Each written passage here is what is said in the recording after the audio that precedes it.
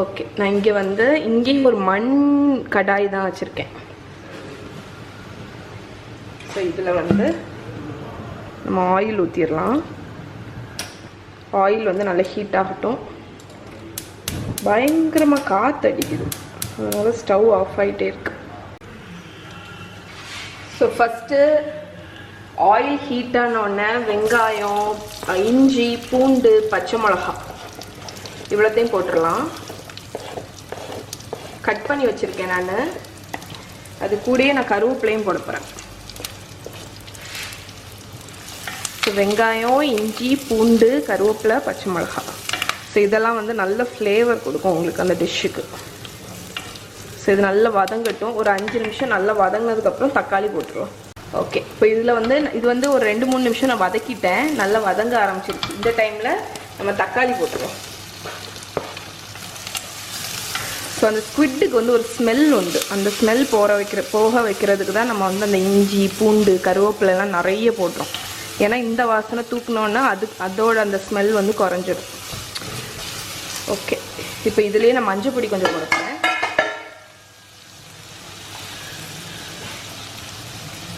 ½ teaspoon போல் மஞ்சள் பொடி.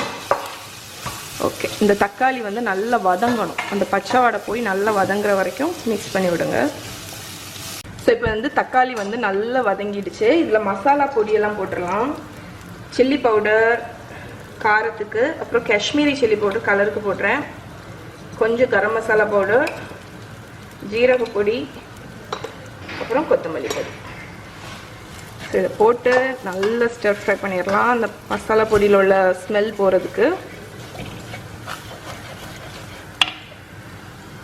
ஒரு ரா ஸ்மெல் இருக்கும்ல, அது போகிறதுக்கு. ஸோ இப்போ வந்து உப்பு போட்டுற போகிறேன்.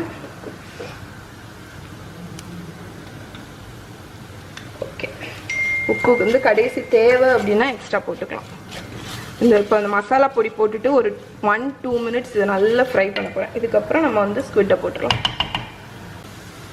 ஸோ இப்போ வந்து ஸ்குவிட்டை போட்டுடலாம்.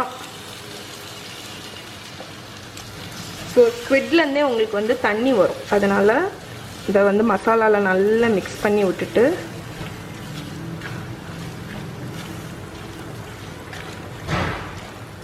ஓகே,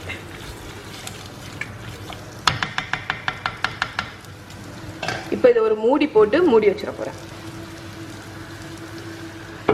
ஸோ இது வந்து ஒரு 2-3 மினிட்ஸ் குக் ஆகட்டும். அதுக்கப்புறம் ஓப்பன் பண்ணிவிட்டு ஃபைனலாக நல்ல மிளகு பொடி போடணும், பெப்பர் பவுடர் போடணும். ஸோ இப்போ ஒரு 5 மினிட்ஸ் ஆயிருக்கு. இதில் வந்து தண்ணி வந்து நிறைய வந்திருக்கு. தண்ணி வந்து கொஞ்சம் நிறைய வந்திருக்கு. அதெல்லாம் ட்ரை பண்ண போகிறோம். ட்ரை பண்ணி கடைசி நம்ம பெப்பர் மட்டும் போட போகிறோம். ஸோ ட்ரை ஆனோன்னா நான் உங்களுக்கு காணிக்கிறேன். ஓகே, ஸோ இப்போ இது வந்து ஆல்மோஸ்ட் டன். ஃபைனலாக பெப்பர் மட்டும் போட்டுடலாம்.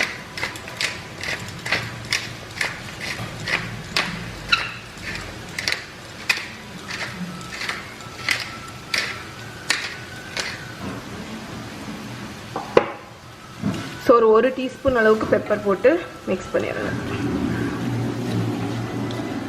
ஓகே, ஸோ இங்கே பாருங்கள், ஸ்குவிட் ரோஸ்ட் வந்து ரெடி ஆயிடுச்சு.